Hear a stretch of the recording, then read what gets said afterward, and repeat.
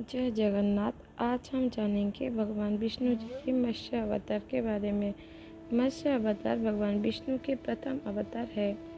मछली के रूप में अवतार लेकर भगवान विष्णु ने एक ऋषि को सब प्रकार के जीव जंतु एकत्रित करने के लिए कहा और पृथ्वी जब जल में डूब रही थी तब मत्स्य अवतार में भगवान ने उस ऋषि की नाव को रक्षा की। उसके पश्चात ब्रह्मा ने पुनः जीवित का निर्माण किया। एक दूसरी मान्यता के अनुसार एक राक्षस ने जब वेदों को चुरा कर सागर की अथवा गहराई में छुपा दिया तब भगवान विष्णु ने मत्स्य रूप धारण करके वेदों का प्राप्त किया और उन्हें पुनः स्थापित किया। मत्स्य अवतार की कथा। एक बार ब्रह्मा जी की असावधानी के कारण एक बहुत बड़े दैत्य ने वेदों को चुरा लिया। उस दैत्य का नाम हयग्रीव था। वेदों को चुरा लिए जाने के कारण ज्ञान लुप्त हो गया। चारों ओर अज्ञानता का अंधकार फैल गया और पाप तथा अधर्म का बोलाबाल हो गया। तब भगवान विष्णु ने धर्म की रक्षा के लिए मत्स्य रूप धारण करके हयग्रीव का वध किया और वेदों की रक्षा की।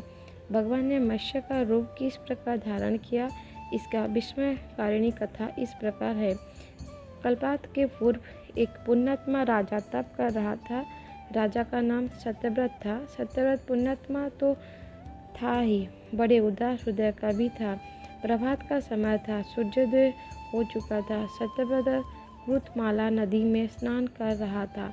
उसने स्नान करने के पश्चात जब तर्पण के लिए अंजलि में जल लिया तो अंजलि में जल के साथ एक छोटी सी मछली भी आ गई। सत्यव्रत ने मछली को नदी के जल में छोड़ दिया। मछली बोली, राजन, जल के बड़े बड़े जीव छोटे छोटे जीवों को मारकर खा जाते हैं। अवश्य कोई बड़ा जीव मुझे भी मारकर खा जाएगा। कृपा करके मेरे प्राण की रक्षा कीजिए। सत्यव्रत का हृदय में दया उत्पन्न हो उठी। उसने मछली को जल में भरे हुए अपने कमंडलों में डाल दिया। तभी एक आश्चर्यजनक घटना घटी। एक रात में मछली का शरीर इतना बढ़ गया कि कमंडलू उसके रहने के लिए छोटा पड़ने लगा। दूसरे दिन मछली सत्यव्रत से बोली, राजन, मेरे रहने के लिए कोई दूसरा स्थान ढूंढिए क्योंकि मेरा शरीर बढ़ गया है। मुझे घूमने फिरने का बड़ा कष्ट होता है।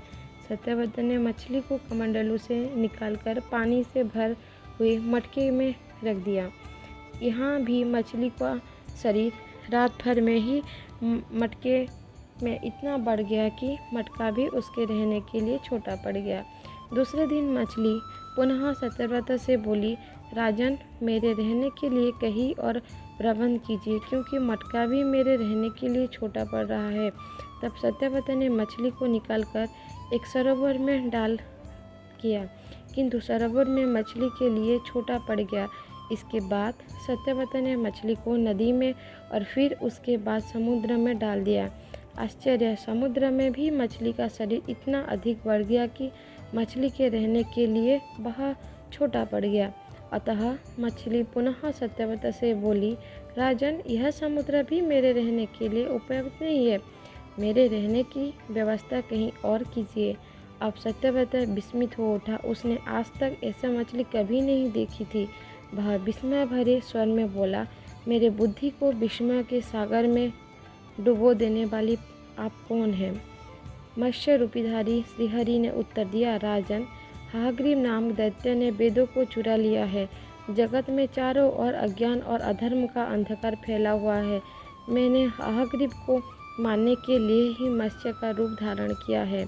आज से 7वें दिन पृथ्वी प्रलय के चक्र में फिर जाएगी। समुद्र उमड़ उठेगा, भयानक वृष्टि होगी, सारी पृथ्वी पानी में डूब जाएगी। जल के अतिरिक्त कहीं कुछ भी दृष्टिगोचर नहीं होगा।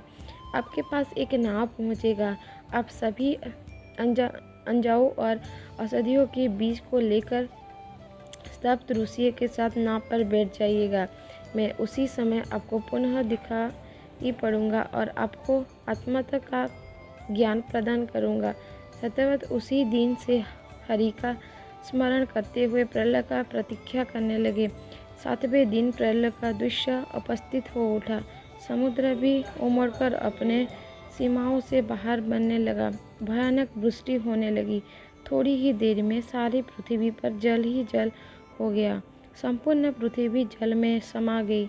उसी समय एक नाव दिखाई पड़ी। सत्यव्रत स्तब्ध ऋषियों के साथ उस नाव पर बैठ गया। उन्होंने नाव के ऊपर संपूर्ण अनाजों और अशुद्धियों के बीज भी भर लिए।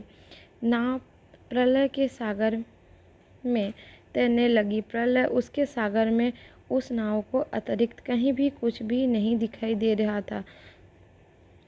सहसा मत्स्य रूपी भगवान प्रलय के सागर में दिखाई पड़े। सत्यव्रत और सप्त ऋषिगण मत्स्य रूपी भगवान की प्रार्थना करने लगे। भगवान से आत्मज्ञान पाकर सत्यव्रत का जीवन धन्य हो उठा। वे जीत जी ही जीवन का मुक्त हो गया। प्रलय का प्रकोप शांत होने पर मत्स्य रूपी भगवान ने हयग्रीव को मारकर उससे वेद छीन लिया। भगवान ब्रह्मा जी का पुनः वेद दे दिए। इस प्रकार भगवान ने मत्स्य रूप धारण करके वेदों का उद्धार तो किया ही, साथ ही संसार के प्राणियों को भी अमित कल्याण किया।